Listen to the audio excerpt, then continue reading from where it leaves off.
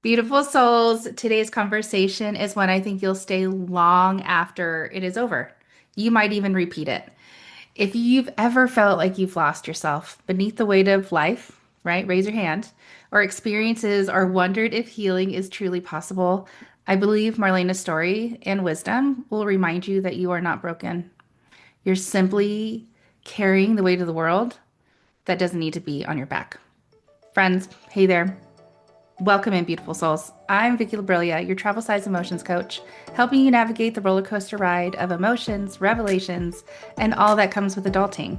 So get comfy because we're about to dive into the nitty gritty of unblocking all that emotional weight and letting the sunshine right back into your life. Don't forget to like, share, follow, and subscribe, and of course, leave an honest review at the end of this episode. It's free, it means the world to me, and it helps this podcast reach more ears. Now, friends, it's time to unblock your blessings, and I'm effing excited. I'm so excited because today's guest is Marlaina Williams, a Navy veteran, registered nurse, certified holistic healthcare practitioner, functional nutrition consultant, international best-selling author, and founder of the Creative Fire Alchemy and Alchemy of the Sacred. For nearly 2 decades, Marlaina has served others through healthcare while also walking her own journey of healing and transformation. Today, she helps people reconnect with who they are beneath the layers of trauma, service, sacrifice, and life experiences. Marlaina, I am so excited you're here. Welcome to the podcast. Thank you for having me. I'm super excited to be here. The stars aligned, and honestly, this happened more quickly than I anticipated. I don't know about you, but it just was like, yeah, I'm free this time. You're free this time. Let's bang it out. Let's do it. Yeah, I was excited. I was like, yeah, let's just kind of go whenever we can. This Yeah. works for me. I love it. So, for my listeners, they are most likely brand new to your space. And before we press record, in all honesty, I was like, I got a lot of questions. There's so much to you. You are a great human doing great things, and your life story has brought you to where you are today. So, I'd Mhm. love to start at the beginning. What led you from serving in the Navy and working as a registered nurse to creating the Creative Fire Alchemy?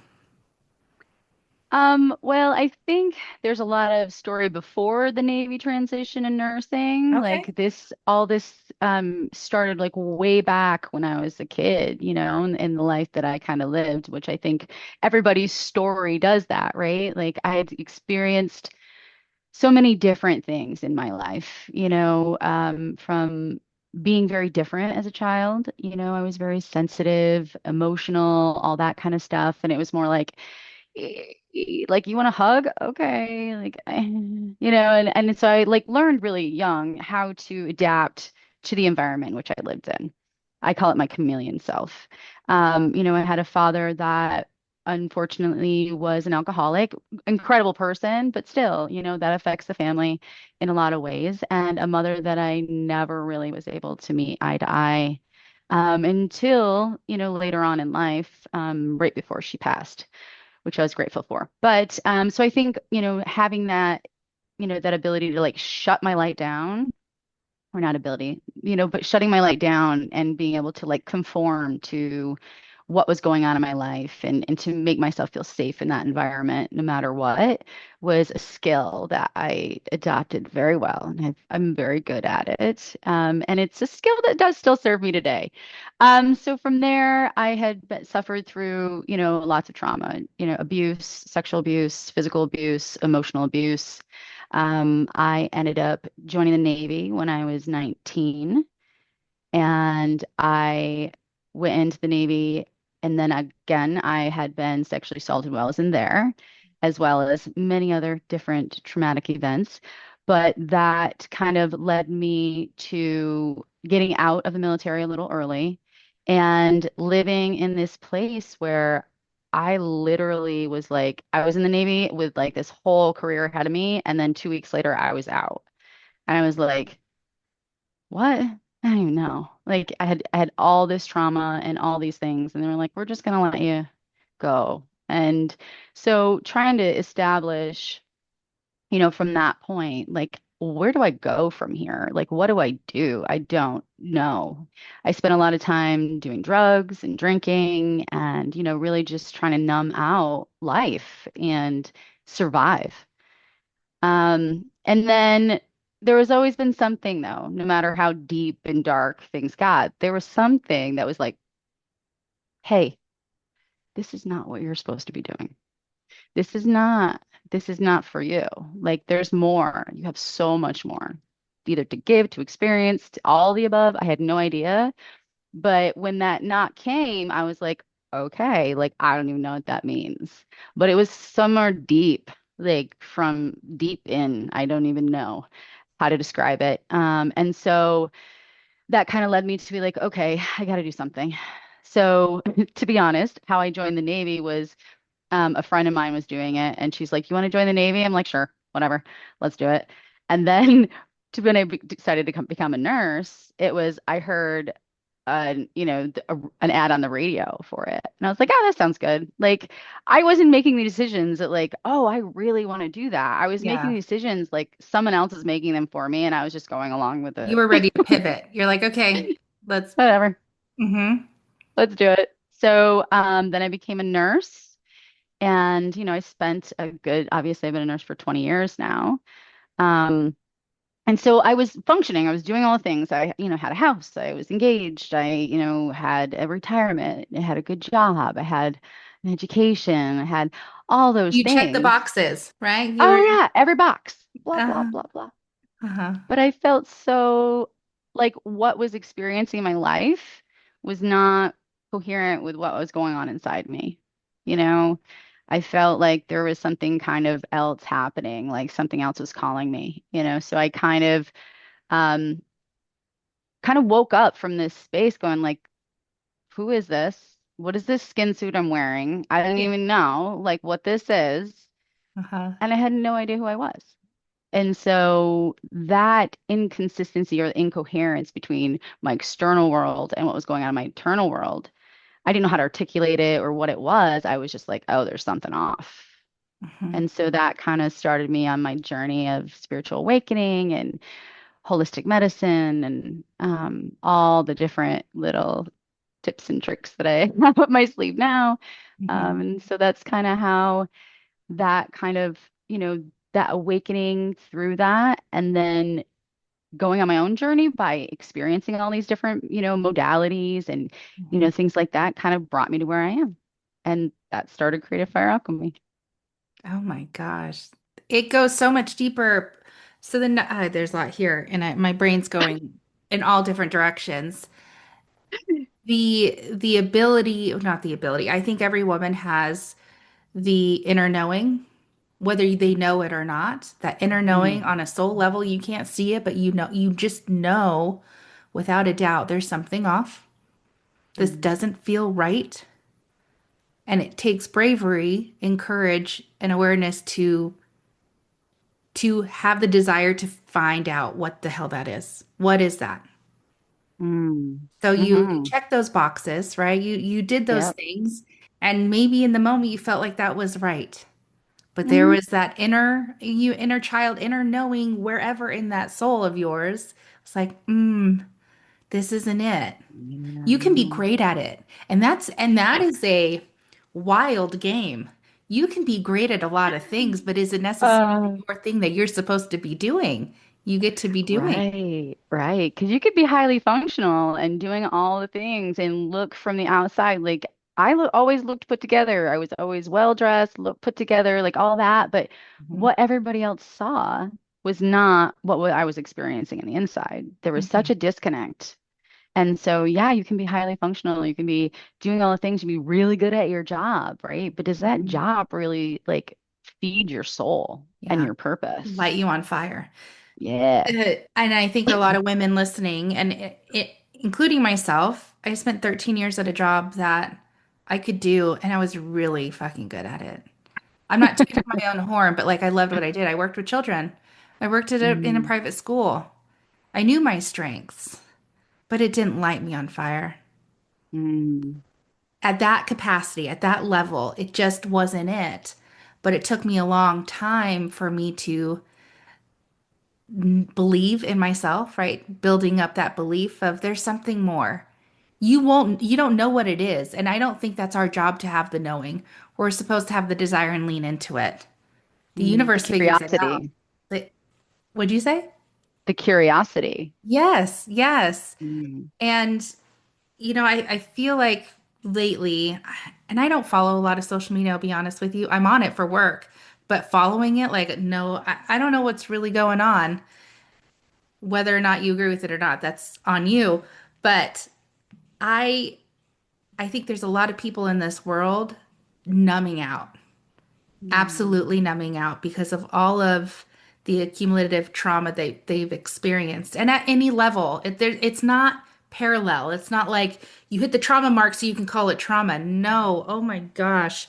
And I actually would love your opinion on that. Yeah. Yeah.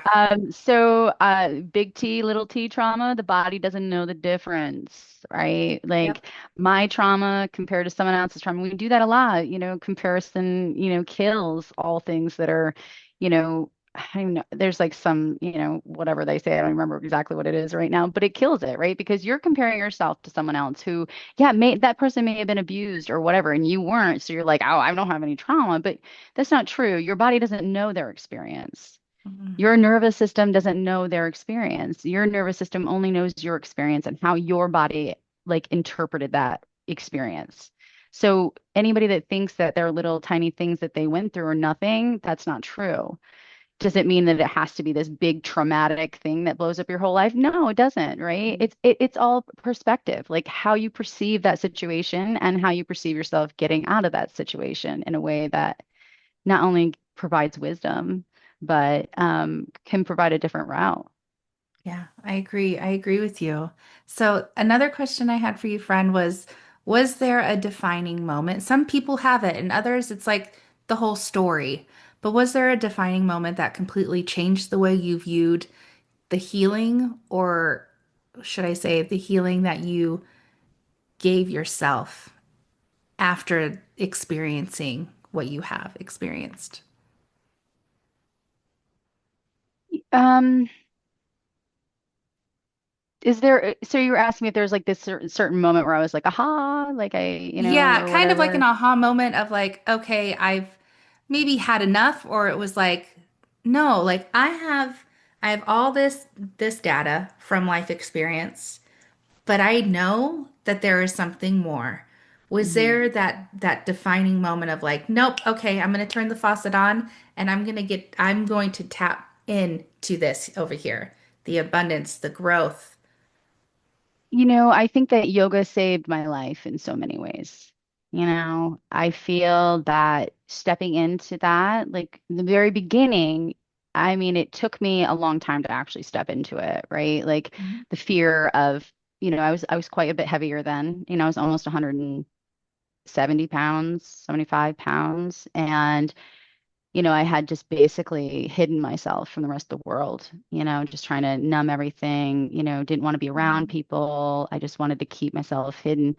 And so, I think that, there was this moment, I think it was right out in my kitchen, I think, honestly, where I was just like, I felt uncomfortable in myself. Like wanted to scratch off my own skin. I'm like, I don't even know what this skin is. Like, get it off me because I have no idea. Who is And this? I was like, and it was just like this clear moment. And I was like, okay, something has got to shift. And I'm not going to be making big strides and changing everything all at once. Like, that's not okay. Like, what I want to do is little bites. Like, what's the first thing I can do to start that process? And I think that's part of the biggest problem people face is there's so many options. There's so many different things that they don't really know or all the above, right? So it's like but it doesn't matter what action it is as long as it's one, just one tiny one. That's all you need. And so I started like doing yoga, and that took me almost a month even to get to the studio. So, and that just kind of started me on the journey of learning to reconnect to the body I had been so disconnected to from all my trauma. Like this body like failed me, Mhm. right? That was the intent, this disconnect from here down. Like, I don't like you. You have not served me well. Things have happened. I'm disgusted with you, right? And that that disconnect was the way in which I went into the world. And so yoga gave me an opportunity to reestablish that trust again and realize that I have a body. This is mine and is nothing to be ashamed of. Mm-mm. And those things that happened to me were not my fault. And there are so many other people that are suffering inside their body. Okay, well, I okay. I chuckle because didn't even think we were going to go here. And that's why I love real conversation. That's why real connection matters. And that's why this podcast exists, because this is going to land on the right soul. It's the Uh, hope. Never said this out loud publicly. Um, Not the first time. One of the times that I was raped was from a Navy guy, Mm, my younger years. And when you're talking about your body failed you, you know, mm, you shelter, you protect yourself, and every experience is different. There's mm, similarities throughout. There's a there's an energy around it, if you want to call it that. But I understand completely what you mean of, you went to drinking, you went to all those things to numb that experience because you claimed it as yours. My assumption is you claimed it as yours for a while, which I have mm, not spoken to any other woman that has said otherwise.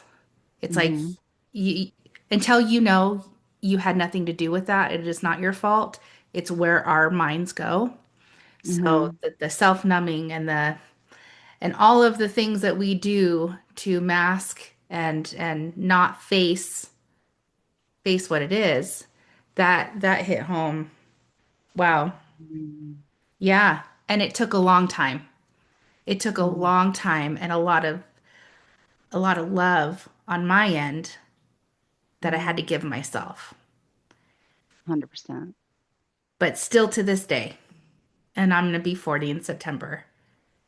There's not a month that goes by that it doesn't pop into my head Mm, at least once, like a quick glimpse of like whose body is this? Like I I'm now awake in a sense of I get to do better because I deserve better. mhm, Like my body is the only vessel I will ever have in this lifetime. So I get mm, to love on it hard. I get to do things. mm, I get to feed it how it wants to be fed from from a place of love, not a place of I can't deal, so I'm going to eat. I can't mm, deal, so I'm going to mask. And I love that yoga for you. I mean, you just said it saved your life mm, because it brought you back to who you are. You always have been mhm, without that label of a situation that happened years ago. mhm. Does this make sense? I mean, I'm Oh, sure. 100%. Yeah. 100%. And I want to say to you, first of all, I see you. Yeah. I hear you. Mhm. And I feel you. Yeah. And I'm sorry that you had to experience that. Girl, I didn't know 100%. we were going here today. That's wild. Yeah. You never know. You don't. Creator creator has a plan. We just have to be open to that Oh, so plan. true. So true. Yes. Um, Um, Go but ahead. yeah, it definitely does create that disconnect. Hmm. And it's like I think for a long time, I was like in this victimhood where I was like something external broke me because those are the terms I would use back then. And so something external has to fix what broke me. Hmm. And it took me a long time to realize that even though I didn't do anything to deserve any of those things, that I needed to take responsibility for myself. Hmm. I needed to say, nothing out there is going to fix me. Not a pill, not a person, not anything else. I am the only one that can do this work. Now, do I get help? Absolutely. Do I ask for somebody to be like, I need some knowledge, I need some wisdom, tell me how to do this pose, tell me how to, and then you get curious and it starts to spiral. But it is only me that can make that decision for myself. That is true sovereignty Hmm. of yourself, saying, I am the only one. And once you external, like you actually internalize and externalize those things coherently exist, then it's like you get to explore. And you're like, okay, like I'm the only one that's suffering in this situation. That person that did that to me is not suffering. Hmm. That person is like, I'm not even a thought in their mind. Not at all. Not at all. Not at all. So why Mm-mm. are they a thought in mine? Yep. Why am I letting them steal my peace and my ability to fulfill it, like fully live this life that we've been given? Hmm. And even though I would say I never would want anybody to experience trauma, like that is the goal, but I know all of those experiences needed to happen for me in order to be who I am and where I am right now. And I think that is the one thing that gives me solace to know that, yeah, that sucked. And does it cross my mind? Absolutely. Hmm. Do certain fears still come up in my existence? Absolutely, but that's part of nature. It's about what do you do when that comes up? It's about the action that you take. It's about the thoughts that you bring in and not that you bring in, right? Or the thoughts that you produce, not the ones that just kind of come in and try to steal the show. Hmm. Those are not the ones we want, right? Like we try to say, okay, thought, have fun. But this is not where you belong right now. I'm gonna start to enter into my own consciousness and recreate that situation for me to feel safe in a way that even if those thoughts do come up, like I have something to do with them. Yes. Yes. Oh, wow. Okay. I'm gonna go back to my notes here because there's a question I highlighted. But this, okay, in your bio that you sent me, I ask every guest on my podcast to send me a bio because I want to highlight who they are and how they serve. So there was something in your bio that stood out to me actually, and you said people are not broken. Mm-mm. Okay. I think women need to hear this a lot more than they do. Mm. I would love for you to tell me what that means to you. So like I said, broken. Like that's how I used to feel because I felt like I, as a human, as a soul, as whatever I thought I was back then, was completely broken. But what I realized is that every experience that we have in this world becomes a lens, right? A lens through which we see the current moment. And, those lenses are not who you are.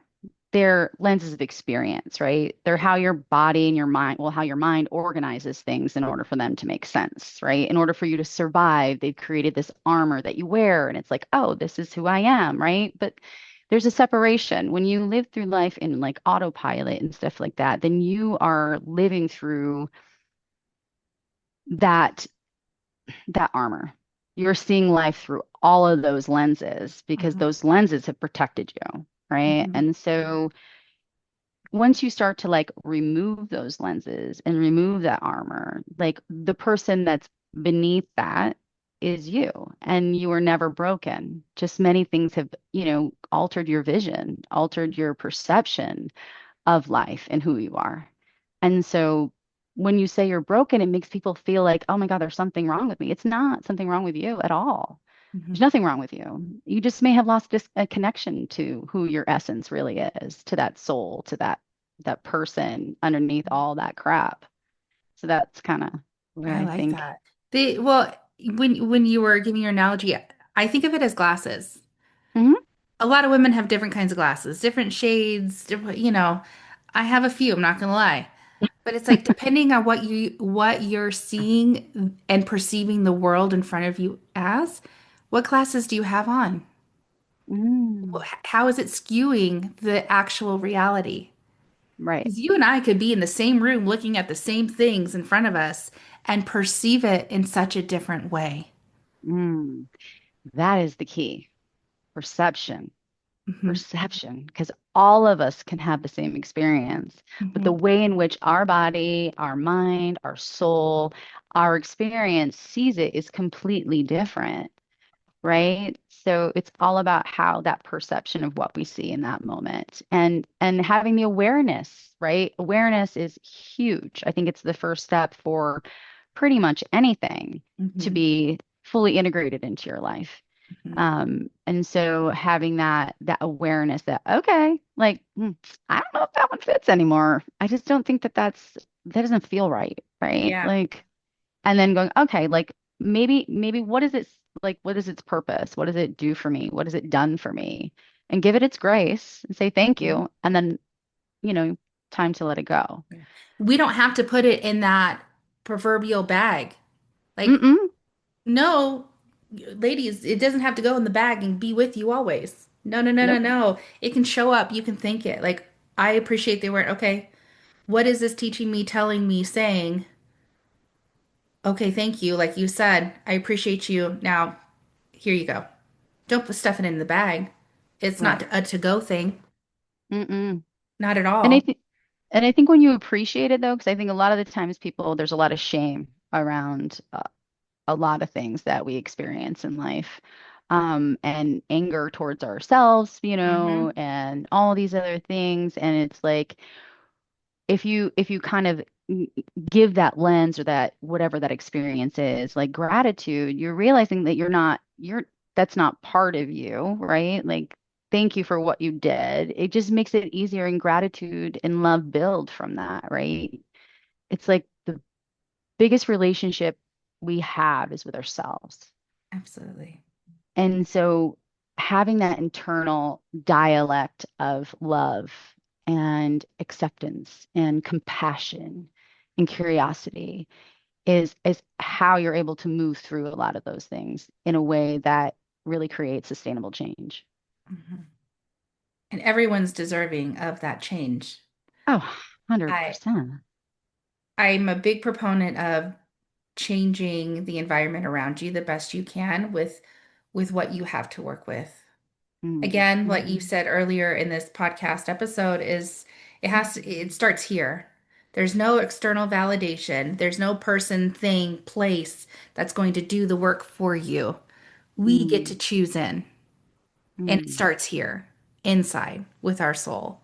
I feel like there's been a lot of misconceptions about healing, and I would love for you to share if you've ever had misconceptions or clients that come to you with this perceived idea of healing. Yeah, so healing, and I've been kind of contemplating on you even using that word to be 100% Okay. honest. But I mean, a wound does heal in, biological terms, whatever. Um, but I think when they're healing or they want someone to heal them, that they're going to become somebody else, or they're going to they have to reach for something new. Mm. And I think that healing is more of reaching within to see what is currently there. It's not that, you're going to be the same person you were before any trauma ever happened, but you don't want to be that person No. anyways. You know what I mean? No. Like, think of all that wisdom that you would just be getting rid of, right? Like, you don't want Yes. to be someone else. You don't want to Yeah. be that person you started out as. You want to be the Mhm. newer, most improved version of yourself that is conscious and aware of how I am presenting to the world. And not because of how they're perceiving me, but because how I am being fully embodied in who I am. Yeah. I love you. I wouldn't want to throw away the life experience, those teachers, those Mm. moments in time that brought me to where I am now. Oh, Was it 100%, easy? Hell right? no. It was not easy. Never going to claim it was. But I would No. never want to throw away that experience. Mm-mm. Those No. moments in time that are so embedded and the good. I'm not just talking about the struggles. All Mm-hmm. those good moments that have been teachers and guides. And I'm a firm believer that we have an army of people up in heaven. Like, we got a lot of people that we are not aware of, like face to face, that are just rooting for us, that are nudging Mm. us in the direction that our soul wants to go. This human Mm. experience is wild, but I would never, ever change my story for anybody else's. Mm-mm. No, because it's so unique. Every soul and every human on this earth is completely unique to themselves. They have a specific vibration, they have a specific frequency. No one else will ever live your life exactly as you live it, ever. It'll never happen. No. I will never be Marlaina again. I will never have this body again. I will never have those experiences exactly as they were laid out for me again. Mhm. So I think a lot about is like taking those pieces and those experiences and really how can I take all that and like move it forward into a more coherent existence and fully like live and embody in myself, ground. I'm here. Mhm. It's like the more spiritual I become, the more grounded I become. I agree with you. I Mm. 100% because I can feel it now. When Oh I yeah. am off, I'm like, well, shit, Vicky, what am I not doing for myself that I'm aware that serves me every Mm. single time? It's me neglecting inside. It's me Mm. tapping back to source, tapping into the divine. Uh, I like to call it my committee sessions. I love that. Like when I don't have my committee sessions on a more consistent basis, I start to waver and it feels like crap. So yes, Mm. I completely agree with you here. You are a woman of many talents, and I love how your life trajectory has led you to where you are now. You've Mm. served so many different people in many different roles. Do you feel that people who naturally serve others often forget themselves along the way? 100%. Yeah. Yes. Yeah, because I think that, our job or the way that we serve or the things that we do become our identity after a while, right? Like Mhm. it's like you can't be a nurse for 20 years and not associate with that and with all the experiences because you're not only experiencing your life experiences, you're being involved in so many other people's lives and their traumatic experiences and how it affects them. And that is not something you just come home, take it off, see you later. Like no big deal. Like especially because like we're in this profession because we care about people. We care about the human experience. We're compassionate, we love, right? So Mhm. it's not something so easily like just take it off and leave it at the door. So I feel like we tend to feel as though we're so good at it and that it's just second nature to us. And we don't want our ego. Like we feel like if we're worrying about ourselves, then that's egotistical or it's, really selfish and all those things. And I tell my clients and people I meet, like self-care is not selfish. It is like actually completely opposite of selfish, right? Because when you are pouring into your cup and you're doing the things that put a smile on your face, create, dance, sing, whatever that is, like the people that are around you are feeling that energy. The people around you are experiencing what that overflow feels like and they're getting the best version of you. If you're depleted, you're not eating well, you're not sleeping well, you're just, one trauma after another experiencing it, you are not providing who you truly are into the world. It's more like this is the job I carry and I carry it all the time and I am really not that important because everybody else is so much more important than I am. Mhm. So again, squirrel, when you were talking about that, I think some humans are walking around tapped into their gifts. I'm going to call it gifts because I feel like all of us are so uniquely created with our own abilities. So one of mine is I can read a room very well. Always have. I It's a blessing from the trauma in the past. Again, would not change it for the world ever. Like I love my superpower. Thank you so much. So I love knowing that I can step into a room and you can be whoever you want to be, but I'm gonna see you for you. Whether you Mm, want me to see it or not, I can't turn it off. Cannot turn it off for the life of me. My husband, he just goes with the flow now. I can feel what he's feeling before he even knows it sometimes. Mm-hmm. And he's just like 2 doors down. There's a shift in the energy, the frequency of this house that I'm Mm-hmm. like, nope, something needs to change. So, I love oils. I'm going to diffuse some oils. I'm going to do what I can do. I'm going to shed other people's energy. I'm like Mm-hmm. legit shed it because for those that vibrate at a lower frequency, it is my understanding, and it's just how life happens. I'm like a magnet to their energy. It's like, Mm-hmm. ooh, let me like infiltrate. I'm like, no, sir, no, ma'am. Like, what's going on for you just has nothing to do with me. So I don't need to make it my baggage. Don't even know where I was going with that. Total squirrel moment. Moth to a flame, girl. Moth to You're, a flame, yes, right? Like, yes. yeah, yeah. I don't know. I had no idea where I was going with that. That's okay. Because it doesn't, it's a good point though, right? Because we do go through life thinking that everybody else's baggage is our own to carry because either we witnessed it Yeah, or we were there when they experienced it, or because we want to take that pain from them and in like, okay, the only way I know how to do that is to put it within me, right? take it as my own. Hmm. Right. And that is one thing that people really need to start paying attention to. And if you do take it on, you don't have to keep it. There's ways to get rid of it, saging, that kind of stuff, like all sorts of, even taking a shower, it's the Hmm. intention behind whatever you're doing Yeah. is really the most important thing. It's not whether it's perfectly done in the way that everybody else thinks it's supposed to be done. It's what is your intention that you're putting behind what you're doing? And that is what you're doing then. That is Hmm. how it's being done.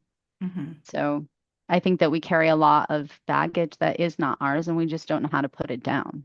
Yeah. I love your approach of looking at the whole person instead of Mm. just the symptoms. And I would love for you to share why that is so freaking important. And I'm going to shut up Ah, because I'm like, yeah, it is. Blah. Okay. it is so important. I feel like, and this is kind of the reason why I kind of stepped away from nursing in the context of it what I used to think it was or what it turned to be, I guess, is that every patient that I saw was like labeled, right? Like cancer, diabetes, like this guy's getting his leg cut off, this guy's getting a new knee, like whatever it is, right? Like the person became completely like they became completely oblivious to me. Like the They were person the name on beneath the that. document. Yeah, like sometimes even in the OR, like I was like, is this a guy? Is this a girl? Like I don't even remember. Like, hurry up, next person. You know, and it just felt like it was just a rush of things. And when I realized as I was going through my own healing and doing all these other certifications and all that, that like there is not one thing in one space that is going to completely help me, right? Like we have we try to heal in silos. Like we have mental health over here, we have physical health over here, we have our community over here, we have spirituality over here. We have all these different silos. And it's like, how can you heal anything or fix anything in a silo when all of those things are interconnected? They are not separate from each other at all. Now, you can go to a doctor for, medication for something, but there's so many other things that are influencing that one thing, the discoherence or the dissonance within the body itself, Mhm. because our mental health is affected not only by like our diagnoses and our traumas, but also like our physical health, like brain fog, having fluctuations in your blood sugar, Yeah. Your hormones. hydration, Mhm. your hormones, the food, inflammation, like all of that, like really affects all the other things. So if we're trying to just fix one thing, like that's not going to work because all the other things have like some sort of influence on that as well. Mhm. So I've been really working on what I call the whole human restoration project. Okay. And it is going to be a framework for other um, practitioners to utilize, and it can be utilized by any practitioner. You could be a therapist, you could be a nurse, you could be like whatever, but it gives them an opportunity to look at the whole human and how they are expressing their in like the experiences of their life through their current lens, Hmm. right? So like how like I mean they may be having issues with their sleep, but what's affecting their sleep? Or how are other things affecting that? Like their relationships, or they're drinking caffeine like right before like before they go to bed, or they're watching TV. There's so many things, but there's it all influences each other. So it's like trying to heal in a silo is not going to work. So it's like how can we look at the whole human? How are they seeing their life? Hmm. And how are the things that that they have experienced influence that? Hmm. So once we get a bigger picture, yeah, we're going to help them with the meds. We're going to help them with those things. But we can also be like, okay, well, this is another area where you could really like that would really influence all these other ones in a way that's effective because you can make small little changes and they have a ripple effect, right? So Yeah. where are those small changes that we can make that have a ripple effect on the others? And then once that starts, then it's just like it starts to spiral, right? Because once people get a glimpse of like, holy crap, like Hmm. I can really start to feel good again. I Yeah. can start to It's possible. Like this is, feel yes. like legit. I can start to feel again and not be have it overtake everything. So I feel like that's just Okay. what's so important. And it's like I think everybody should be looked at through that lens of a whole person and not a diagnosis and not a symptom. Well, when you said silo, I was like, holy crap. You're right. And but I never heard it said that way. A silo is cut off. The silo has one purpose, Mm, but our bodies aren't meant to have what you just said. I can't say it as eloquently as you.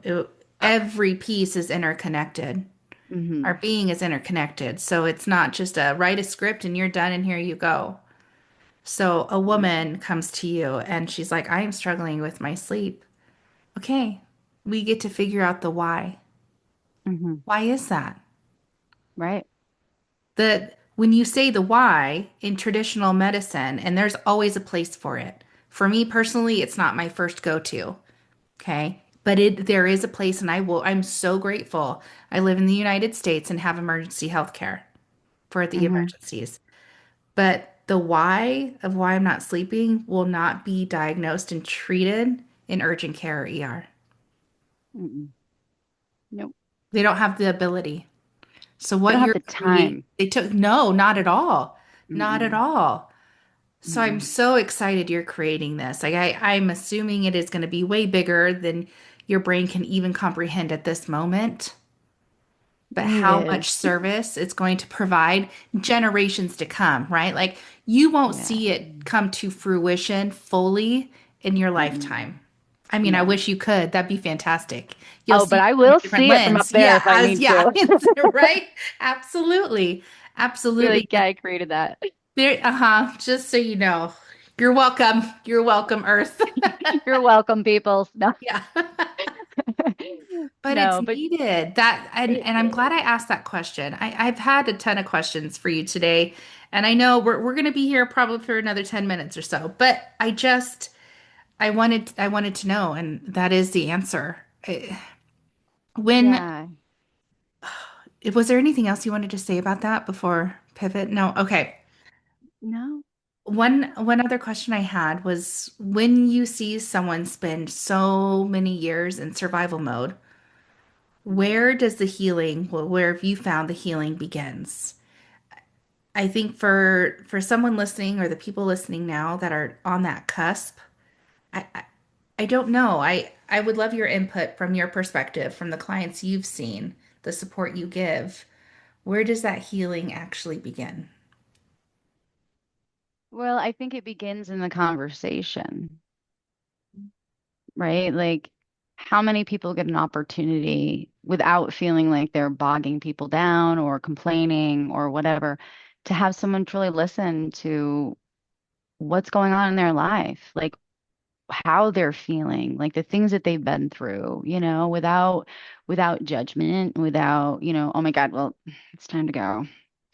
Can you please be quiet? Like, you know what I mean? But like really fully listen, right? And for someone to feel held in that space, I think that's reestablishing or helping to heal relationships.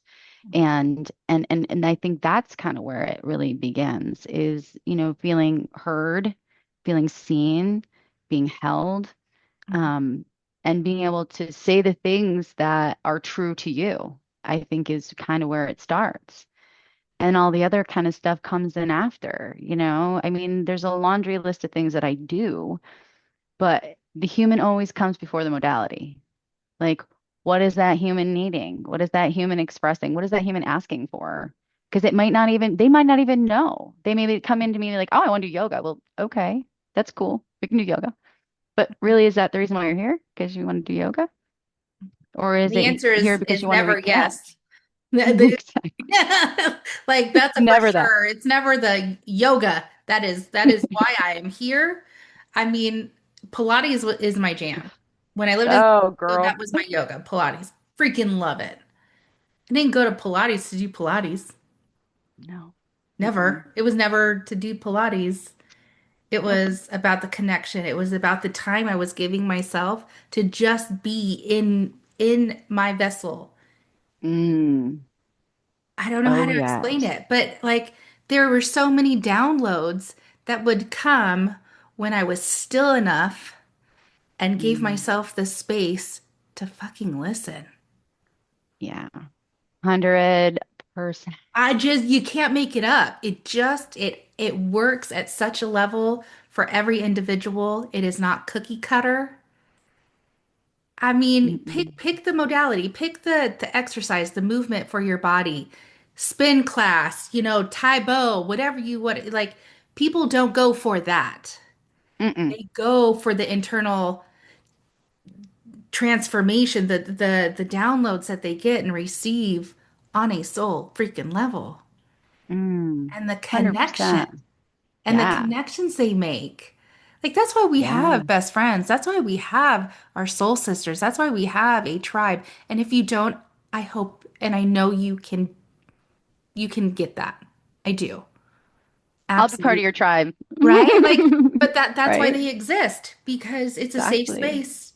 It's a safe space for you to be exactly who you are in that moment Mm-hmm. without 100%. any walls being built up. Mm-hmm. Because So, when we start to think all the time, like the more we think, the more we take up space, and we are not allowing that internal knowing and that connection that I point above, but it's definitely in here, but mhm, people understand this more. mhm. Um, it's able to channel through you and to come through you and to share those insights and that wisdom. The more you struggle, the harder you push, the more you drive. It's like, yeah, have drive, have purpose, have, actions, but really, truly, it's not the overthinking of, oh my God, like all the fear, all that blocks the channel that we all are. We're all channels. Oh, it mucks it up. It mucks it up so good. The So conversation good. between our ears when we are in the thick of it can get really freaking nasty. Really nasty. Mm, And it deters that path that's already laid for you. Y'all, that path is like gorgeous. Think of everything that lights you on fire as like heck to the yes, 1,000% sign me up. That's your path. hmm Oh my gosh. The words that we say, and again, I've only been a woman my whole life, so I only know that dialogue.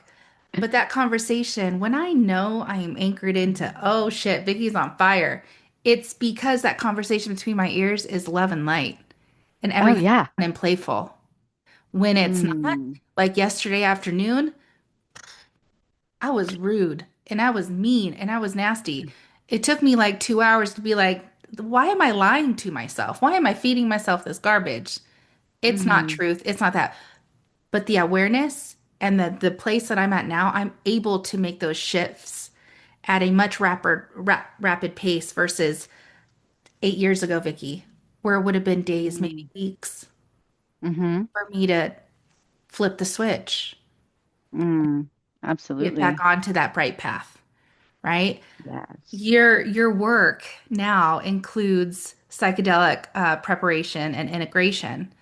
hmm And I don't know a lot of people that do this practice, but what's a topic for many people and maybe the curiosity about it I don't think it's fully understood. No, I wouldn't say so. Not quite I yet, but like it's I coming. still feel it's like taboo. I want to keep saying Hmm. Tybo. Girl, not Tybo. Yeah. Taboo. Taboo.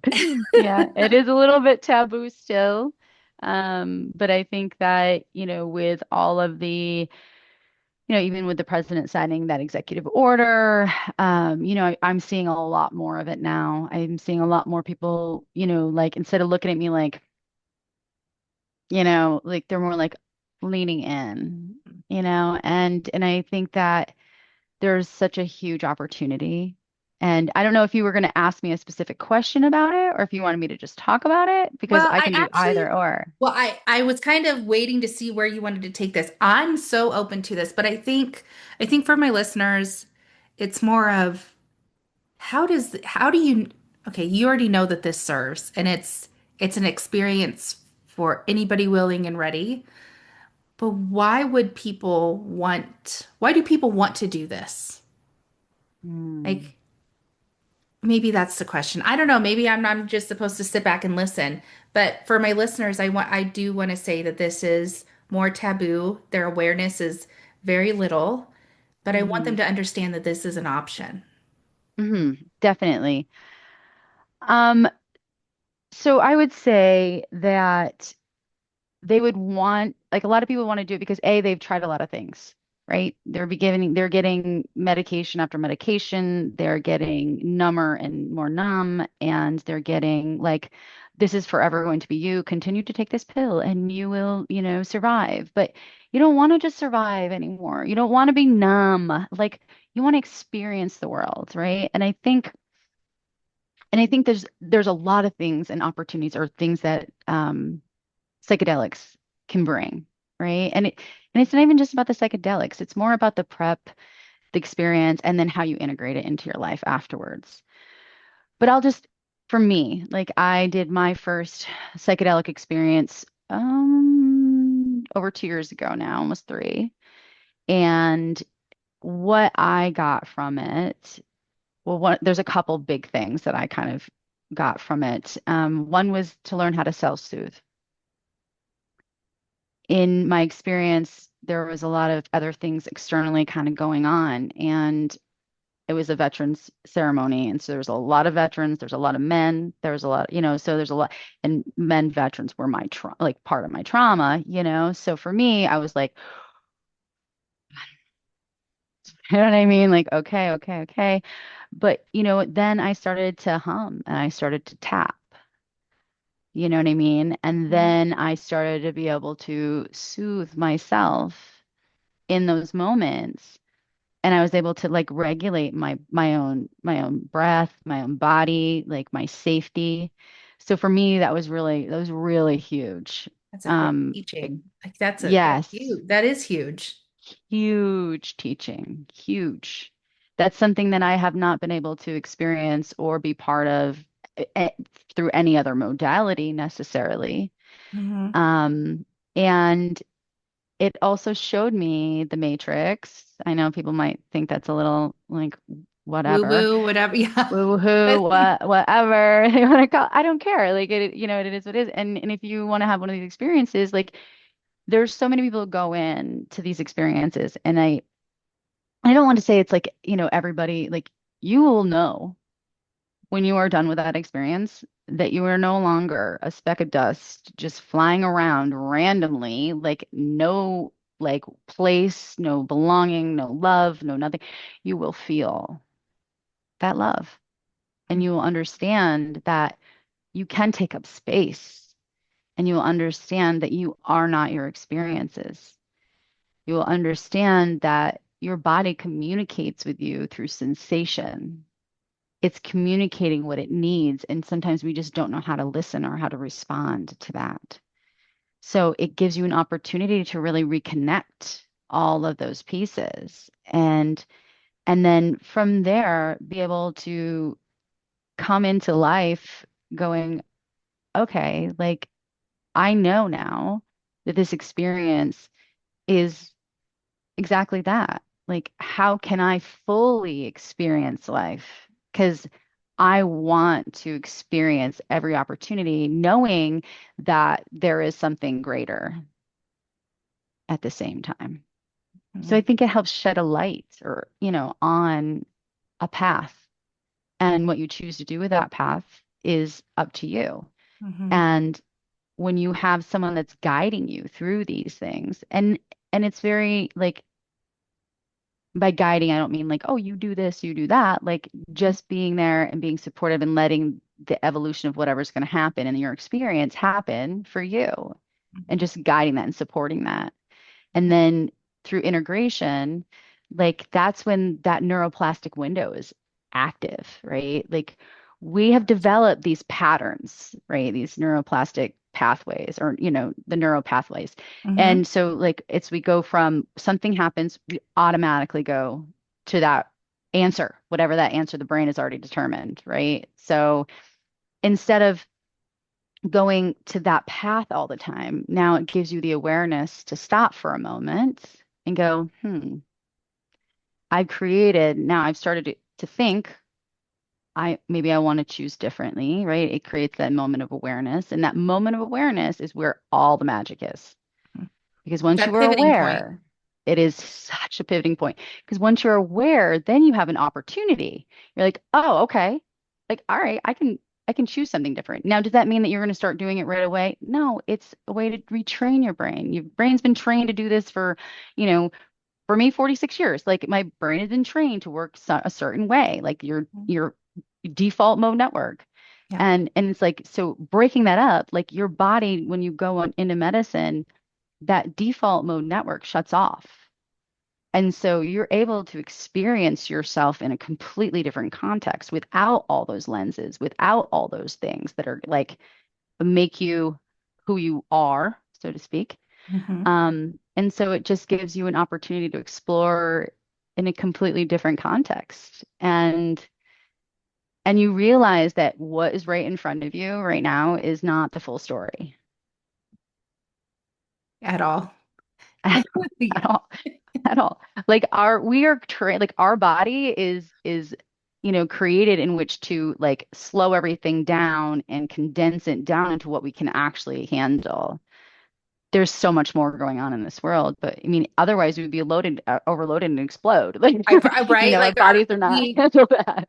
that's how I'm so fun. I'm glad you said that because I think of it as a video game. I have not partaken in this modality of healing Hmm. yet. And what I've heard over and over again, and I've spent some time Googling, research this and that, but what I've realized is it's maybe a virtual reality game. We are at level one because Hmm. that's what our brains and body allow. Like reboot, start over, we're level one. When we tap into this modality, we have the token to go to level two, to level three, and get this awakening of what is truly there. It's not for everyone, but it is available, and I wanted to highlight it because it is a powerful tool for those that are looking for it. And you're a beautiful soul that offers them. It's a Yeah, whole process. I don't even know the whole process, but it is a process it is on top definitely of a a process. process. Yeah, it is definitely a process.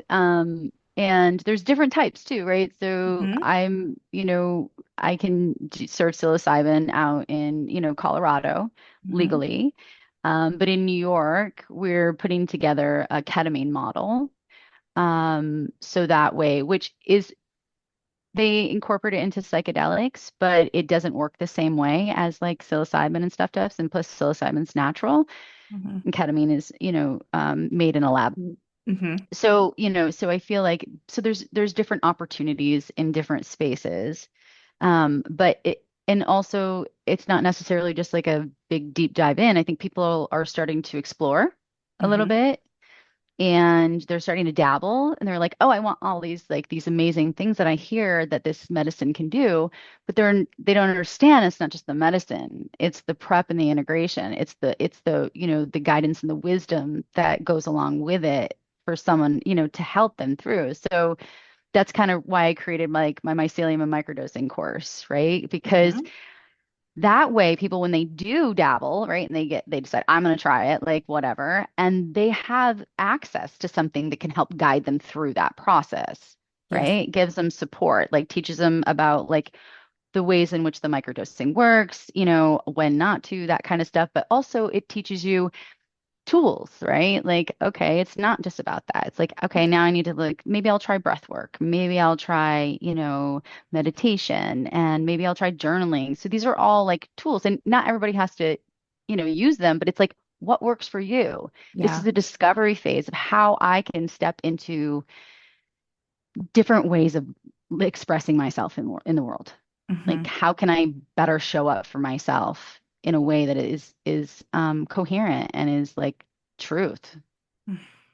I've heard that there and debunk this, but I've heard and read that more men and women in the service, retired or not, that struggle with PTSD. This has been a really amazing tool for them to do the healing that needs to be done, that gets to be done. 100%. Yeah. You're smiling like yeah. Yeah, that's where my heart space lies. I Mhm. just started Alchemy of the Sacred for women of sacred service. So veterans, first responders, and healthcare workers and people that like basically are already serving the collective as a whole. Yeah. Um, because like right now I feel like psychedelics has a real masculine like label, right? You see a lot of Hmm. it like you just said, PTSD, like I went blew stuff up, I killed people, I had like all these moral injuries and all this. And yes, that is amazing and it does work for that. And it's incredible to see. I will say that I've seen lots of lives change in one night. And I will forever be grateful that I get to participate in that and to Hmm. experience that. And so I created Alchemy the Sacred because I feel like women look at psychedelics and they don't see themselves in it because maybe my traumas are a little more nuanced or a little softer, or maybe it's because I was sexually assaulted. Like, I don't, people aren't standing on the rooftops talking about that, but I want to talk about that. I want to share that Hmm. because it does help and it can help. And Hmm. that's why and I started, well, I created Alchemy of the Sacred, but to create these containers and these conditions for people to be able to begin to take those layers off of whatever that was and really reveal who they are beneath all of that.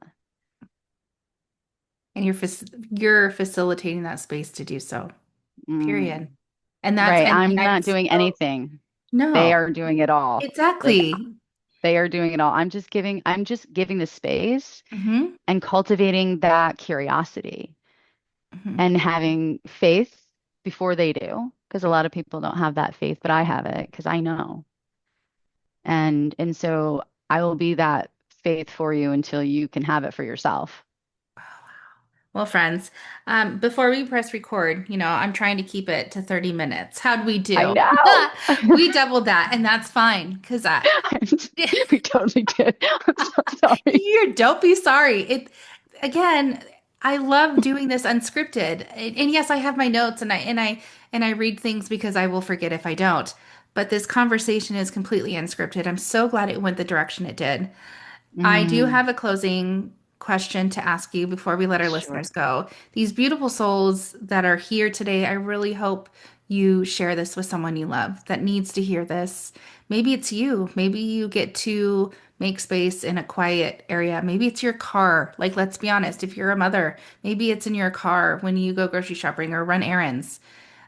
Dedicate this time for you because there's something here. So, I asked this question before, and this is the reply that I got from you. The question was, what do I hope listeners walk away from? That was my prompting to Marlaina. Hmm. This is what she wrote. And if there's something else you want to add, or it's shifted because our conversation, I'd love to hear it. So I hope listeners recognize that they are not broken. The ways we learn to survive can become layers that make it difficult to see or feel who we are underneath them. But our essence remains intact.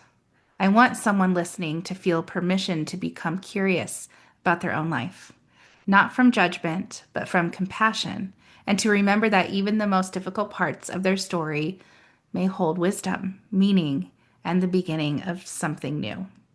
Mm. Freaking love it. Is there anything Mm. you want to add to that that you want our listeners to walk away from today? Away with today? I would say that you're not alone, and that even though we experience life, through our own lens, like there is support, and, there's an opportunity for you to move past where you're at right now. Mhm. It's possible. It's possible. It's Okay, possible. beautiful souls. Before we wrap up and say goodbye, Marlena generously and just like lovingly created a complimentary gift for you. And where's my notes? Because I'm going to butcher this. And it's That's okay. and it's called Autopilot to Alive. Okay, it's a grounding audio paired with a reflection guide that beautifully complements everything we talked about today. So if this conversation just dug at your heartstrings, your inner core, your inner knowings, like, yeah, this is for me, then it'll be down in the show notes for you to go a little deeper with yourself. Mm, It just really encourages you to be honest and authentic and hold space for what's ready to come through. mm. And she made it available to you. So, friend, Marlene, thank you so Yay. much for your time today, Mm. your wisdom, the downloads, and the way the conversation happened is just so beautiful. And I freaking appreciate you so much. Oh, thank you so much for having me. It was so much fun, and I love that it's unscripted and it's just about a conversation, and everything else gets weaved in, right? Before we came on today, like I was like, I need to meditate before, because it's like I want to clear out all that other stuff so I can open myself up to say what someone else needs to hear, and not because I'm saying it, because I feel like it's being channeled through me. And I'm so grateful for people like you that, give me my voice a place to be heard. And I appreciate that. Always, always, friend. Okay, you guys, until next time. Bye.